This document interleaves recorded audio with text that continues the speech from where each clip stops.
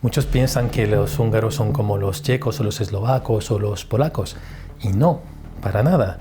Son lingüísticamente, étnicamente completamente diferentes, con un siglo XX absolutamente trágico. Yo a veces hablo mucho con los húngaros y les digo, ¿pero por qué sois tan pesimistas? Y me dicen, bueno, pero con el siglo XX que hemos tenido, ¿cómo quieres que no lo seamos?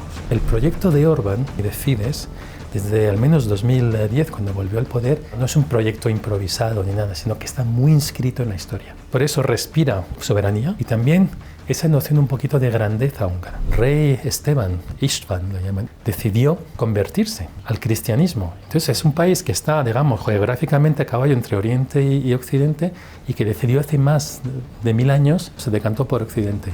Y eso también es algo que a ellos a veces les cuesta entender por qué estamos en Europa. Esta Europa que no nos gusta, etcétera, porque es que pertenecemos a Europa. No lo va a cambiar una organización que lleva 70 años ahí. La razón principal por la que los húngaros han elegido a Orbán tantas veces y con tanta rotundidad es que es un buen gestor.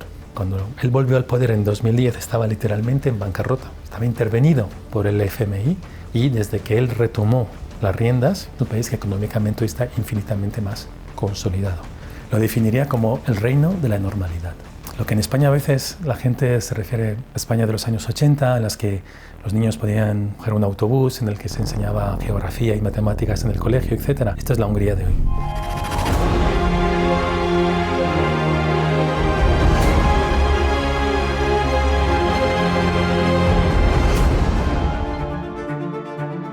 Hungría, una nación milenaria, acostumbrada a tener que defenderse de sucesivas invasiones, valladar del cristianismo que tras la Primera Guerra Mundial y el Tratado de Trianón vio reducir su territorio a una tercera parte.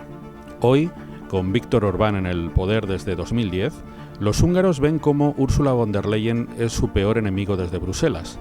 Hungría, cuya soberanía es defendida con uñas y dientes por Orbán y su partido Fidesz, ve cómo la agenda globalista y disolvente que impone la Comisión Europea trata, una vez más en su historia, de atropellar la voluntad de una mayoría de sus ciudadanos. Para hablar de todo ello tenemos hoy con nosotros en Clave Nacional a un gran conocedor de la realidad de Hungría y de la trayectoria política de Viktor Orbán. Él es Rodrigo Ballester, jefe del Centro de Estudios Europeos MCC de Budapest. ¿Qué tal, Rodrigo? Muy buenos días. Buenos días, encantado de estar con vosotros. Gracias por estar en Clave Nacional. Como primera valoración, ¿qué importancia tiene el gobierno patriota de Orbán en Hungría en el contexto de la actual Unión Europea? A ver, son ya muchos años en el poder y muchos años de mayorías absolutas, es decir que son 16 años, casi, desde que volvió al poder Viktor Orbán. Es decir, que la historia de Viktor Orbán es interesante porque tuvo un primer mandato en el 98, del 98 al 2002, y luego volvió a perder las elecciones, aunque lo hizo bastante bien. Pero había todavía un deep state, que eran los antiguos comunistas, se reconvirtieron en liberales, cambiaron solo la etiqueta, pero eran más o menos lo mismo, y entonces perdió las elecciones, luego estuvo 8 años en la oposición, para luego ganar las elecciones otra vez en 2010, y luego ya hasta ahora. Entonces hay elecciones el año que viene, en abril, y eso ya veremos si va a ser otro mandato para Orbán o no. Entonces, ¿cuál ha sido, digamos, el significado de este gobierno durante tanto tiempo ya? Yo creo que ha sido el gobierno que ha devuelto el orgullo a los húngaros y que les ha devuelto en la senda también del desarrollo, y basando todo el proyecto político, porque es más que una estrategia, es una doctrina, es una visión histórica sobre cosas que ya has resaltado en tu introducción, que es la soberanía nacional de Hungría, digamos, y ese instinto de centinela, muy importante ese concepto para entender la historia de Hungría. Y es verdad que este país, que en sí es una isla cultural en un océano eslavo, porque muchos piensan que los húngaros son como los checos o los eslovacos o los polacos, y no, para nada. Son lingüísticamente, étnicamente completamente diferentes. Entonces estamos hablando aquí de una especie de isla. Para entender Hungría, quizás la podemos entender mejor comparándola con el Reino Unido, aunque no tenga mar. Pero es una isla cultural, lingüística, en medio de un océano eslavo.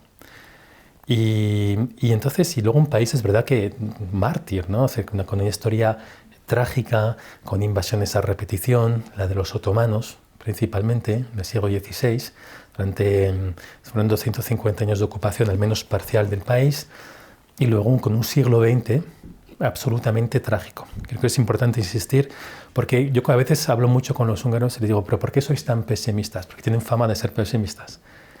Y me dicen, bueno, pero con el siglo XX que hemos tenido, ¿cómo quieres que no lo seamos? El siglo XX de Hungría se resume así. Antes de la Primera Guerra Mundial, que en los años 15 era quizás el país de los países más pujantes del mundo, y Budapest era el Nueva York. Era una ciudad de innovación, de construcción. Todo el esplendor que uno puede ver en Budapest hoy viene, digamos, desde entre 1870-80 y 1914, perdón. Y luego llegó la Primera Guerra Mundial, que ha sido una tragedia absoluta para ellos. ¿Por qué? Porque a raíz del armisticio de 1918, como bien ha dicho, han perdido 2/3 de su territorio. ¿Os imagináis 2/3? Eso es como si España hoy se quedara en las dos Castillas. Y todos los demás territorios y la población húngara que estaba dentro, en su gran mayoría, acabaron en otros países también. Eso ha sido un drama nacional. Esto, para que entendamos, la tragedia española del desastre de Cuba es agua de borrajas comparado con esto. No es nada, es una bagatela. Y entonces eso es algo que sigue todavía muy, muy, muy pendiente. Y entonces el proyecto de Orbán, político de Orbán y de Fidesz, desde al menos 2010, cuando volvió al poder, se inscribe, digamos, en estas claves históricas. No es un proyecto improvisado ni nada, sino que está muy inscrito en la historia, muy arraigado en la historia. Entonces por eso respira y exhuma soberanía y también esa noción un poquito de grandeza húngara. Entonces nunca se va a comportar, ni nunca se ha comportado en estado vasallo, siempre ha pensado más en términos de intereses que de valores, y por eso es verdad que aunque es un país muy europeo, porque lo que los húngaros siempre recuerdan es que hace 1000 años, un país muy antiguo, lo has dicho, 1100 años de historia, cuando el rey Esteban, István, lo llaman, István Aquiráil, decidió convertirse al cristianismo. Entonces es un país que está, digamos, geográficamente a caballo entre Oriente y Occidente, y que decidió hace más de 1000 años, decidió por Occidente, ¿no? Se decantó por Occidente. Y eso también es algo que a ellos a veces les cuesta entender, que por qué estamos en Europa, aunque esta Europa que no nos gusta, etcétera, porque es que pertenecemos a Europa y no lo va a cambiar una organización que lleva 70 años ahí en Bruselas, no lo va a cambiar absolutamente nada. Entonces, eso es el proyecto que ha llevado, digamos, al poder a Orbán y que se ha consolidado. Luego también algo muy importante, es un proyecto basado sobre la prosperidad y el desarrollo económico. No todo es historia, no todo es ideología. La razón principal por la que los húngaros han elegido a Orbán tantas veces y con tanta rotundidad es que es un buen gestor. Es un buen gestor. Y este país, cuando él volvió al poder en 2010, estaba literalmente en bancarrota. Estaba intervenido por el FMI, y desde que él retomó las riendas, con turbulencias al principio, pero luego es un país que económicamente está infinitamente más consolidado. ¿Le queda camino por recorrer en términos de PIB por cápita, nivel adquisitivo? Quizás. Pero hablemos de paro, hablemos de deuda, etcétera, es un país que está bastante mejor que muchos países en Europa Occidental. Entonces yo creo que esas son las claves. Tengo algunos amigos que empiezan a decir, podríamos irnos a vivir a Hungría. Me gustaría que explicaras a nuestros espectadores cómo es hoy la Hungría de Orbán. ¿Qué retrato puedes hacer del país actualmente? Lo definiría como el reino de la normalidad. Lo que en España a veces la gente se refiere como la España de EGB, la España de los años 80, en las que los niños podían coger un autobús, en el que se enseñaba geografía y matemáticas en el colegio, etc. Esta es la Hungría de hoy. Es decir, que es un islote de normalidad, donde las madres son mujeres, los padres son hombres, donde se empieza el curso académico con el himno nacional y se termina con el himno nacional 2 o 3 veces al año, nada más, pero al menos hay ese patriotismo donde nadie quiere destruir la patria, donde a nadie se le ocurre traer a drag queens a jardines de infancia, y donde hay un sentimiento de seguridad increíble. No lo había antes. Hace 20 años Hungría no era un país, el país seguro que tienes hoy. Pero hoy una de las señas de esa normalidad es primero mucha urbanidad por la calle, muchísima. Cierta distancia, no es un temperamento meridional, Mediterráneo. Hay distancia, pero hay mucho respeto. Y también unos niveles de seguridad que se encuentran en Budapest y en el resto del país. Y si les digo que Budapest es la ciudad más peligrosa de Hungría, imagínense cómo pueden ser las demás. Vamos, es que no te roban ni la bicicleta, ni que dejes ahí las llaves en el candado.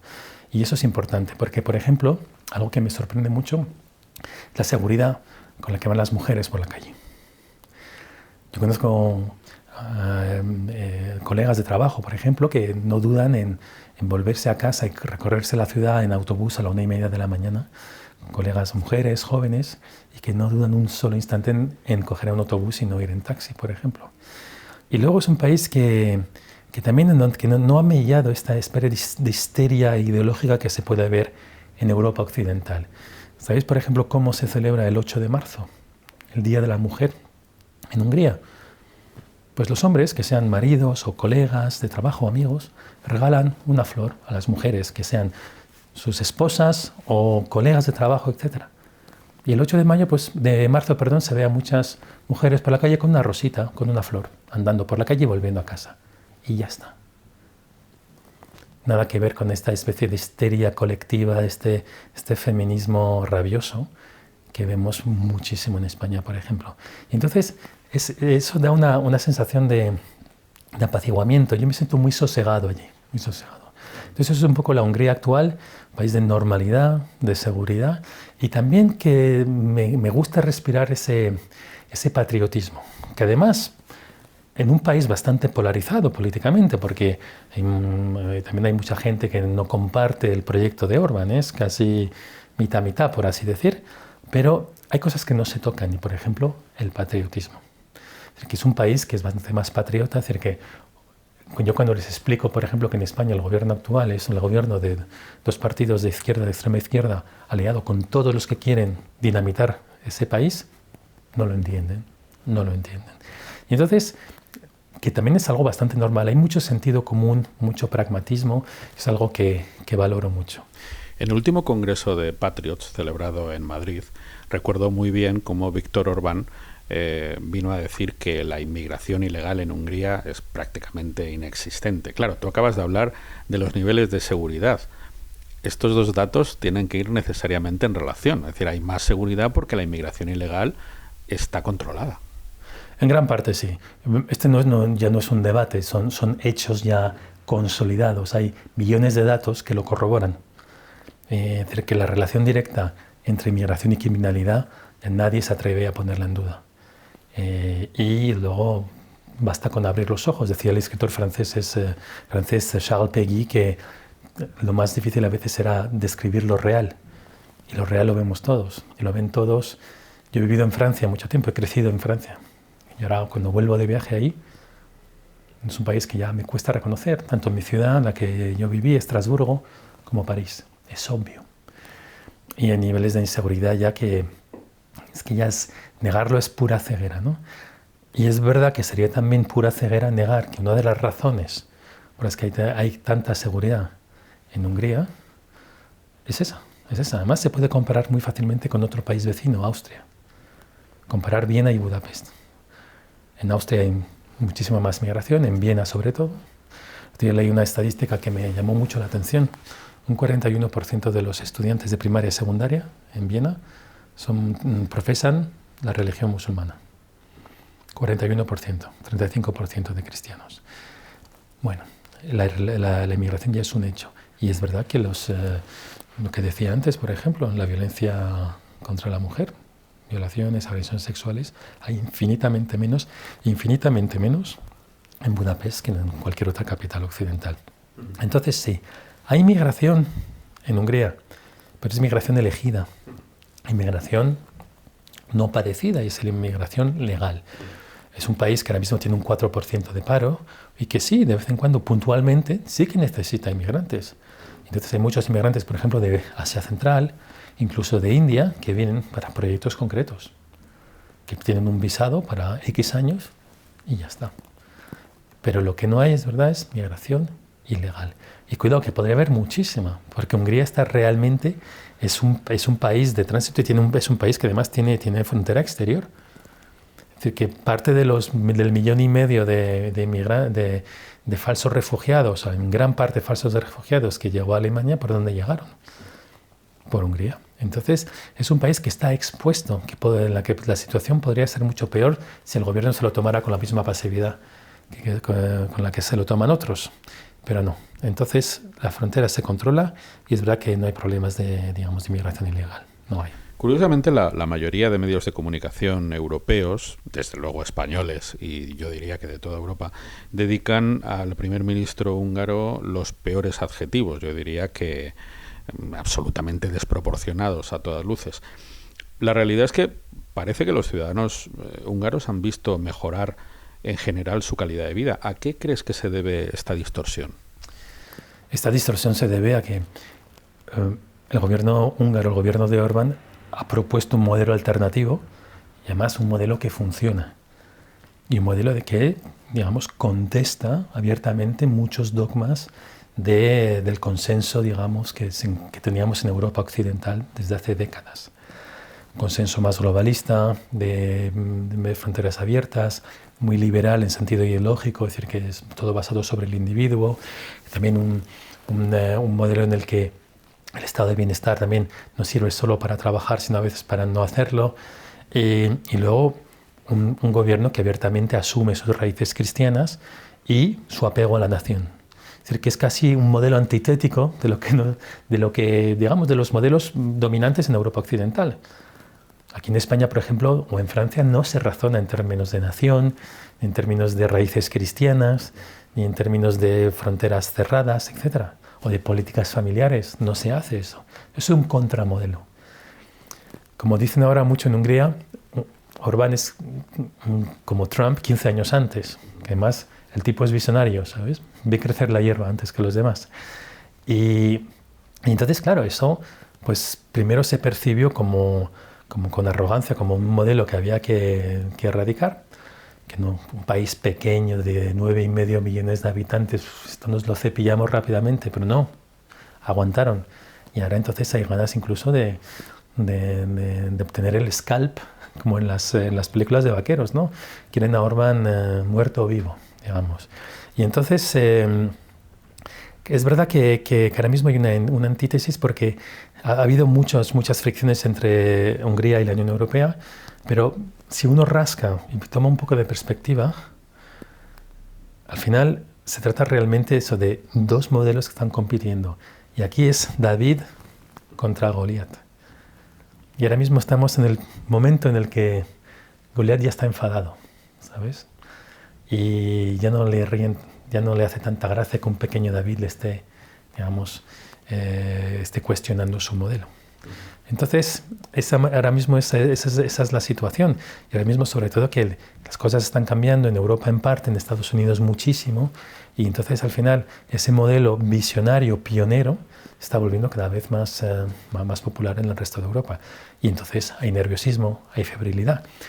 Y eso explica también, digamos, el ensañamiento con el que la Unión Europea se está ahora mismo yendo contra Hungría. Porque todo empezó, yo recuerdo, porque trabajé en la Comisión Europea 13 años.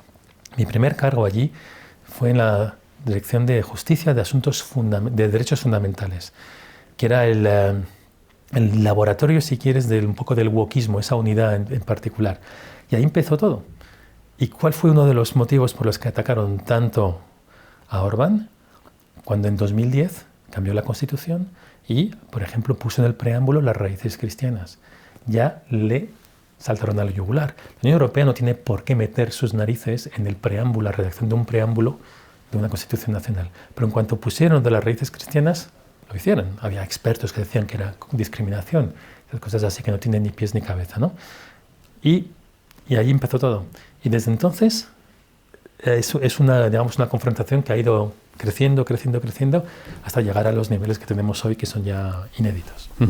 Olvidé decir efectivamente al principio que nuestro invitado forma parte del comisionado ministerial para el ministro de Cultura e Innovación de Hungría. ¿Es así, verdad?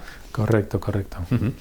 Sabemos que hay una excelente relación personal, esto además es a todas luces visible, entre Orbán y Abascal, pero ¿cómo dirías que es su alianza política? ¿Qué alcance tiene? Y una segunda parte de la pregunta, ¿se ha visto potenciada esta alianza desde que la presidencia de Patriots recayó precisamente en Abascal? Digamos que esta alianza de los patriotas, hasta hace unos años, era un poco una alianza de outsiders, ¿no? No eran los favoritos de la carrera política, eran más bien anecdóticos, la gente los trataba como si fueran de segunda división, se les aplicaba un cordón sanitario de manera ya brutal y se les tenía completamente excluidos. Lo que pasa es que han ido creciendo. Hoy en día los patriotas es el tercer grupo del Parlamento Europeo.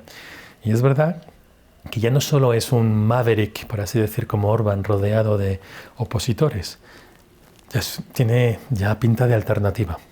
Entonces es verdad que esto se ha fragado muy bien en el grupo de patriotas, que ha llegado dando muchísimo impulso a esta agenda y imponiéndose como la referencia de esta alternativa, que tarde o temprano yo creo que sí que llegará a Bruselas. Bruselas será el último bastión en caer, seguro. Pero ahí ya hay mucho más que una pica en Flandes. Y entonces es verdad que esta relación personal, que ya era excelente, pues ahora mismo ya está consolidada y ya está casi, digamos, institucionalizada, ¿no? Y eso también crea una gran diferencia.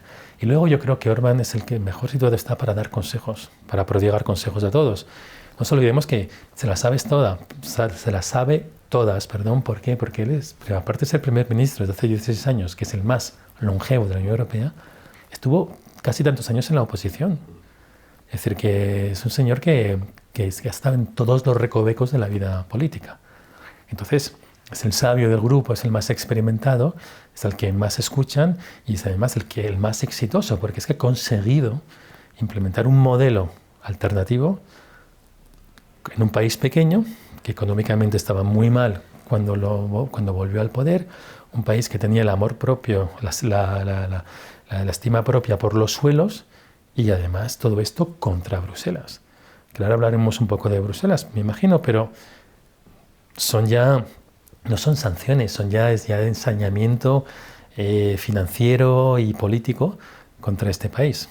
Y entonces, eso es casi el país mártir de las políticas globalistas, ¿no? Y aún así no se lo han cargado, y aún así allí sigue. Entonces, es verdad que toda esta experiencia ahora mismo se ha plasmado en los Patriotas, que es un grupo que es pujante en el Parlamento Europeo, que además tiene también sus propios aliados de la familia conservadora o soberanista, y entonces es el principio de la alternancia. Ahí lo tenemos. Quería ir justo a ese aspecto que acabas de citar. Yo creo que sería bueno explicar a nuestros espectadores, para que lo tengan claro, con claridad, cuáles son y en qué consisten los principales ataques de la Comisión Europea, y en concreto, casi estoy por personalizarlo en Ursula von der Leyen, contra Hungría y por extensión también contra los ciudadanos húngaros. Sí, no lo personalicemos tanto, porque también está el Parlamento, que es quizás la institución más agresiva contra este contramodelo. El Parlamento Europeo hoy en día es la institución más tóxica de la Unión Europea, con diferencia, y además emparada en el sufragio universal. Al final no representan solo a minorías, pero ladran e intimidan mucho en Bruselas. La Comisión, incluso el resto de la Unión Europea, los otros Estados miembros, también se ceban contra Hungría. Menos, pero también. ¿Cuáles son los temas predilectos? Pues al final los que hemos descrito ya. Migración, género, guerra en Ucrania también, porque ahora mismo Hungría tiene una posición diferente, muy diferente, y no se lo perdonan. Ellos no bloquean nada, pero al final también el hecho de expresar una opinión completamente diferente, tienen que pagar un precio por ello. Y también lo que llaman el Estado de Derecho. Yo como jurista llegué a creerme que la Unión Europea tenía un interés sincero en proteger el Estado de Derecho. Cuanto más analizo estos casos y más veo los hechos, el Estado de Derecho hoy en día es una pantomima, es un pretexto, iba a decir un taparrabos, incluso, perdón por la expresión, para empujar una ideología. ¿Y cuál es la ideología? Pues sí, esa ideología woke, políticamente correcta. Y todo eso se ve en las sanciones que se han impuesto a Hungría. Durante muchos años, lo que se hacía contra Hungría era condenarlas en el tribunal. La Comisión llevaba a Hungría al tribunal y el tribunal la condenaba. Y en general ahí se quedaba. Pero ahora mismo, desde hace ya, al menos, había un reglamento de 2020 que entró en vigor, digamos, después de que la Corte del Tribunal de Justicia lo confirmara en 2022, que es el reglamento de condicionalidad, que el presupuesto europeo está condicionado al respeto del Estado de Derecho. Y eso es la puerta a la arbitrariedad financiera. Y en esas estamos. Así que hoy en día, por estos temas, digamos, por ser el estandarte de este contramodelo, que por cierto, no tendría por qué acarrear sanciones políticas. Si la Unión Europea fuera realmente democrática, aceptaría que modelos alternativos, al menos en su Parlamento Europeo, en su opinión pública y en su opinión publicada. Y no lo hace. Eso es el problema. Migración. ¿Sabes cuánto está ahora pagando Hungría desde el año pasado? ¿Cuál es la multa que le impuso el Tribunal de Justicia? Por precisamente guardar la frontera y obligar a los demandantes de asilo a hacer la demanda fuera del territorio europeo. 1 millón de euros por día. Por día. Y cuando ese caso tuvo lugar, la Comisión Europea, que en este caso estuvo muy precavida, propuso una sanción de 16.000 euros al día. El Tribunal Europeo de Justicia, porque así lo decidió, está justificado en una página de su sentencia, lo multiplicó de 16.000 euros a 1 millón. Por 67, creo, lo ha multiplicado. Cuando ahora mismo, lo que hacía Hungría hace unos años, por lo que está sancionada tan severamente, es exactamente lo que está proponiendo ahora la Comisión Europea, es decir, sí, vamos a obligar a los demandantes de asilo a hacerlo fuera del suelo europeo, porque todo el mundo sabemos que cuando un migrante ilegal tiene un pie en Europa, ya es casi imposible echarle. Esa es la raíz misma de la migración ilegal, ¿no? Entonces es un ejemplo para que veas la arbitrariedad y el ensañamiento, ¿no? Aquí hay saña, ¿no? Hay ganas de vendetta política. Te doy otro ejemplo también. Muy poca gente lo sabe, pero para mí es el ejemplo más escandaloso. La Unión Europea ha echado a 21 universidades húngaras, es decir, 60% de sus estudiantes del programa Erasmus y de sus investigadores del programa Horizon. Es decir, que aquí tenemos un programa Erasmus, que por cierto es bastante popular, ¿no? De las pocas cosas realmente populares que ha hecho la Unión Europea, que son consensuales, que jamás se ha politizado. Jamás. Nunca se ha utilizado contra terceros países. Pueden venir estudiantes de Irán, de Venezuela, de China, de cualquier sitio. Manda con este dinero, incluso con este programa, incluso fondos a la Universidad de Gaza. Imagínense para hacer qué, etc. Y de hecho, hasta los estudiantes rusos, a pesar de las sanciones, tienen acceso a Erasmus. Son elegibles a título individual para el programa Erasmus. Pues los únicos que la Unión Europea ha echado a patadas, los únicos son los húngaros. ¿Y por qué? Por nada. Por nada. Porque hace unos años el gobierno húngaro sí que puso orden en su casa y quiso entonces, digamos, regular muchas universidades que estaban ahí, incluida la Universidad de Soros, la Central European University, que muchos dicen que ha tenido que cerrar por culpa de Orbán, y sigue allí, en la calle Nádor utca, ahí sigue. Movieron su sede, pero no la universidad, ahí sigue. Entonces la venganza de la Unión Europea por esto ha sido echar con pretextos absolutamente, espurios, a 180.000 estudiantes húngaros, que hoy en día no forman parte del programa Erasmus, no pueden viajar, por ejemplo. Entonces cuando uno llega a ese nivel ya de infamia y de ensañamiento, es que hay nerviosismo, pero también hay un tic, un pulso totalitario en la Unión Europea. Te doy otro ejemplo también si tenemos tiempo. Hungría tiene una ley de protección de menores que prohíbe la promoción de, por ejemplo, la pornografía, la sexualidad gratuita, la homosexualidad y la ideología de género entre menores. No entre mayores, entre menores. Es decir, colegios, programas televisivos, etc. Es una ley que, para empezar, en la que la Unión Europea no tiene ni 0,000% de competencias. ¿Quién ha dado un mandato a la Unión Europea para decir cómo tiene que educar sexualmente a los niños? Nadie se lo ha dado. Pues aún así, por esta ley, que cada uno podrá pensar lo que quiera de esta ley. Yo personalmente estoy encantado con esta ley. Me encanta, estoy muy tranquilo que mis hijos vayan a colegios húngaros y que nadie les vaya a decir con 6 o 7 años que si son niños, si son niñas, que cuál es su identidad de género. esa basura tóxica, qué alivio como padre no tenerla en casa. Qué alivio. Pero aparte de eso, la pregunta es, ¿qué le importa a la Unión Europea? Pues le importa tanto que ha confiscado billones, con B, billones de euros a Hungría, solo por esta ley. Porque dice que es una ley que discrimina y como la discriminación es una competencia europea, pues es competencia de la Unión Europea y les voy a meter un multazo. Y claro, cuando vemos que lleva ya una semana la bandera no arcoíris, sino arcoíris plus, plus, plus, con las señales trans, todo esto ondeando en la sede de la Comisión Europea, y lo hará durante todo el mes, pues bueno, eso se llama una batalla ideológica. Y son unas ganas de imponer de arriba hacia abajo a todo el continente una ideología elitista y urbana y completamente desconstructivista y delirante que es el wokismo. Pues sí, ahora mismo el wokismo es casi un sinónimo de valores europeos. Es lo que la Unión Europea, desde su sede de Bruselas, está intentando empujar en los Estados miembros. A veces con mucho éxito, porque hay países como Holanda o Bélgica que abrazan plenamente esta agenda, pero otros que no. Los del este en general y de Europa Central, porque ahí también podemos añadir a Rumanía, a Bulgaria, Polonia en cierta medida, Eslovaquia, República Checa. Los antiguos países comunistas no quieren volver a vivir un marxismo 2.0. Están ya vacunados contra estos delirios y por eso aguantan. Los del oeste, mucho más pardillos, no se dan cuenta. Entonces han abrazado completamente esta agenda. Pero esta agenda está impuesta jurídicamente desde Bruselas. Hay casos del Tribunal de Justicia muy recientes, uno del 13 de marzo. Te lo cuento si me das un minuto. Además es contra Hungría. Qué casualidad.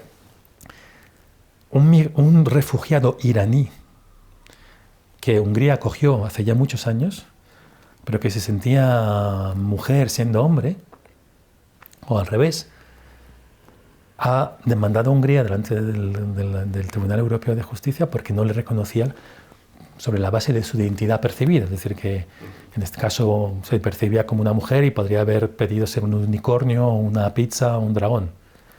Pues, ¿qué ha hecho la Corte, el Tribunal Europeo de Justicia? Sobre la base del Reglamento de Protección de Datos, el famoso GDPR es el que nos obliga a aceptar los cookies cada vez que abrimos una página web. Dice, bueno, esto es para proteger datos. Los datos tienen que ser veraces. Y la veracidad, pues depende de lo que uno quiera expresar. Entonces, a través de la protección de datos, ahora el Tribunal Europeo de Justicia pretende que todos los Estados miembros reconozcan la identidad de género, que es un delirio, que es decir, la autopercepción, es decir, bueno, pues que cada uno pueda hacer lo que le dé la gana, digamos, sin que tenga nada que ver con la realidad, que uno pueda autodefinirse, que uno pueda decidir lo que es. Pues ahora quieren imponerlo en los Estados miembros y ya hay una sentencia que así lo prueba, que así lo obliga. Entonces, esto no son conspiranoias, no son paranoias, no son delirios conspiranoicos. Aquí hay sentencias del Tribunal Europeo de Justicia, infracciones de la Comisión, leyes de la Unión Europea que van en esta dirección. Y es que, Rafa, podría darte tantos ejemplos, pero incluso en la gestión de los fondos financieros. Si vas a ver, por ejemplo, hay un reglamento que se llama Common Provisions, que es un reglamento de 400 y pico páginas, lo más árido para la gestión de fondos. Pues el artículo 9, ahí escondido, dice que todos los fondos tienen que gastarse según la perspectiva de género y esas cosas. Yo no sé cómo se construye un puente o una autopista con perspectiva de género, pero la Unión Europea te obliga a hacerlo. Y si no lo haces, no respeta los derechos fundamentales. Si no respeta los derechos fundamentales, te quitamos el dinero. Entonces, hemos convertido a la Unión Europea en una especie de autocracia financiera y ya hoy en día Hungría le han confiscado en total 28.000 millones, 28 billones, los cuales ha recibido 10, quedan 18.000 millones que están ahí en el limbo y que probablemente se acabarán perdiendo. Y aún así, eso es lo que más les fastidia, el país aguanta, porque consigue atraer muchas inversiones extranjeras y el país aguanta. Casi no se nota. Pero es verdad que si no han podido renovar 35 hospitales, que el otro día era una cifra que daba una diputada europea del PPE diciendo esto funciona muy bien, mirad qué contentos estamos, que en Hungría no hemos conseguido renovar 35 hospitales porque les hemos confiscado el dinero. Y se vanagloriaba de ello. Pero aún así, pensaban crear un caos financiero y no lo han conseguido. Y por mucho que echen a Hungría de Erasmus, siguen viniendo estudiantes extranjeros. Hemos pasado de 40.000, que ya es una tasa muy alta, a 45.000. Y por cierto, aprovecho para decir que en Hungría, que es un país de excelencia académica, una de las capitales de los premios Nobel en el mundo, que tiene una de las tasas más altas de premios Nobel per cápita, donde todavía se estudia ingeniería, y la gente quiere ser ingenieros y no influencers, donde no hay estudios de género financiados por el Estado. Hay más de 800 titulaciones en inglés, y es un país que académicamente es absolutamente pujante. Por eso nos estamos también abriendo, por ejemplo, a Latinoamérica, a la iberosfera. Porque además creo que es un lujo que padres de Colombia y de Perú y de Chile puedan mandar a sus hijos a un país que es bueno, seguro e incluso muy barato. Porque si empezamos a hablar, además sí, es que todo esto es una enseñanza de calidad europea, de excelencia europea o incluso más, sin ideología y además a precios imbatibles. Así que es un destino que cada vez es más atractivo. Así que lo siento por la Comisión Europea, pero no les está funcionando.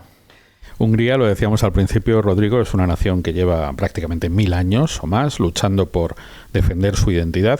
¿Hasta qué punto está presente esa idea en el pensamiento político de Orbán? Me refiero a esa idea de supervivencia frente al acoso exterior que de alguna manera ya has anunciado anteriormente en una de tus respuestas. Es una idea cardinal. Esto forma parte del ADN del proyecto político de Orbán. Como decíamos antes, y lo habías dicho en tu introducción, Hungría es un país centinela. Se las sabe todas de la historia, porque tiene una historia muy trágica, porque geográficamente está en una posición complicada entre Oriente y Occidente, en una llanura, sensible, bueno, está además rodeada de potencias, ¿no? Ya sea Alemania, Rusia o Turquía. Es un país con mucha más experiencia histórica y vital que la mayoría. Y por eso tienen ese don de ver crecer la hierba cuando otros están todavía en la parra. Y entonces es un país que está forjado en su soberanía y en su espíritu de supervivencia. Es un país, de hecho sí, que como decíamos antes, es una isla lingüística, cultural, en un océano eslavo. Es un país que le han quitado 2/3 de su territorio, que también padeció la invasión otomana. Y entonces no es un país ingenuo. Y es un país todavía que sí, en el que la soberanía nacional y ese apego a la nación y, por ejemplo, razonar en clave de intereses nacionales, digamos, eso es parte de la vida política. Por ejemplo, el tema de la migración. Es transpartido. Yo no escucho a los partidos de izquierda defenderla. Muy pocos, quizás un 5% de la población quiere que haya más migrantes como los hay en París, por ejemplo. En general, no. Entonces, es un país sí que está forjado por su propia historia y si hay uno de los talentos de Orbán, uno de los muchos talentos es saber leer la psique y cómo respira su pueblo, ¿no? Y entonces, eso se vio muy bien con la guerra en Ucrania. Los húngaros, un país martirizado por el siglo XX, vecino de Ucrania, pequeño, con una minoría húngara en Ucrania, que desde hace 10 años, desde que llegó Poroshenko al poder, ya no tiene casi derechos lingüísticos ni derechos culturales, se los quitaron. Ese país no quiere meterse en una guerra. Y más incluso con un país que trata a favor de un país que trata mal a su propia gente allí.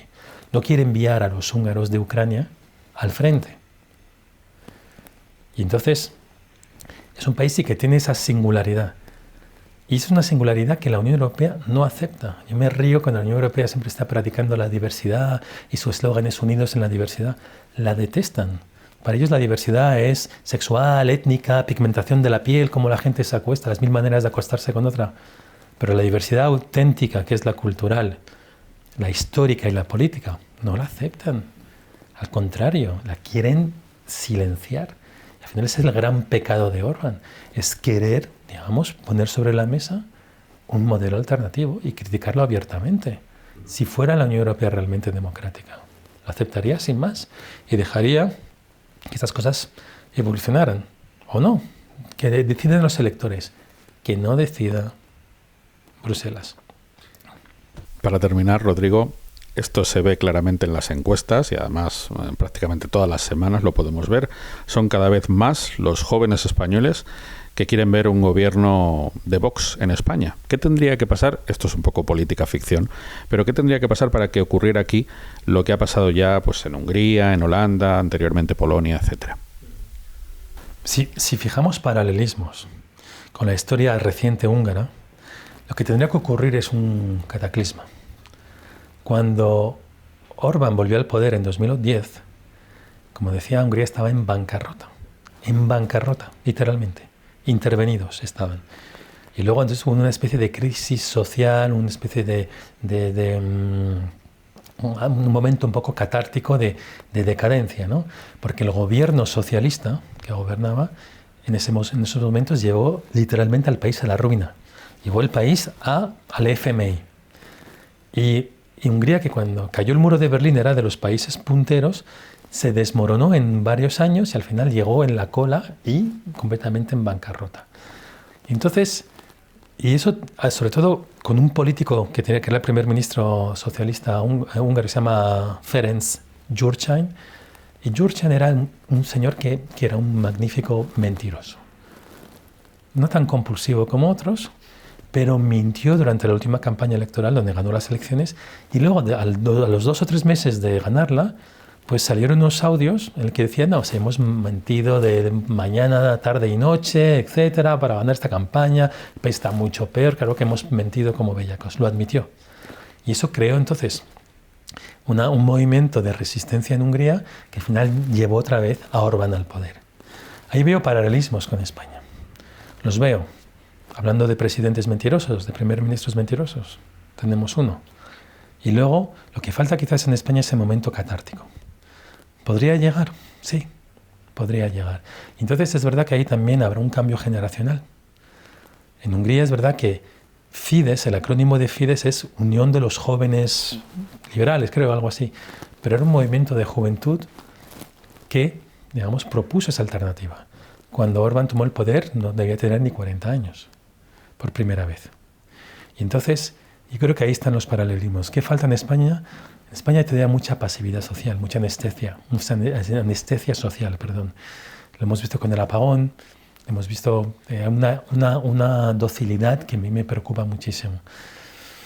Pero quizás esta nueva generación de jóvenes de menores de 25 sean los que tomen el relevo. Entonces, lo único que necesitamos es paciencia todavía, pero yo creo que muchos elementos de este cambio radical, de este cambio de visión, de este cambio de rumbo, que no es un proyecto político, necesitamos un proyecto de Estado, de nación, un proyecto histórico, arraigado realmente en la historia de España, para, digamos, ponerla de nuevo en el rumbo correcto. Entonces, eso es un poco lo que pienso. No lo sé. Los paralelismos históricos tienen sus límites, pero sí que veo alguno. Y desde luego, como los húngaros tienen a su Ferenc Gyurcsány, que al final ha sido un espantapájaros durante 15 años, porque los húngaros todavía tienen ese mal recuerdo, ese recuerdo amargo de este primer ministro que les llevó a la debacle, yo creo que en España tenemos un perfil similar y yo espero que los españoles durante 20 y 30 años recuerden a personajes como Sánchez y como Zapatero, que son los autores materiales e intelectuales de la ruina que probablemente llega a este país. Pues Rodrigo Ballester, jefe del Centro de Estudios Europeos MCC de Budapest, has hecho un retrato extraordinario de Hungría, de la personalidad política de Viktor Orbán. Muchísimas gracias por estar con nosotros en Clave Nacional en Bipartidismo Stream. Gracias a vosotros.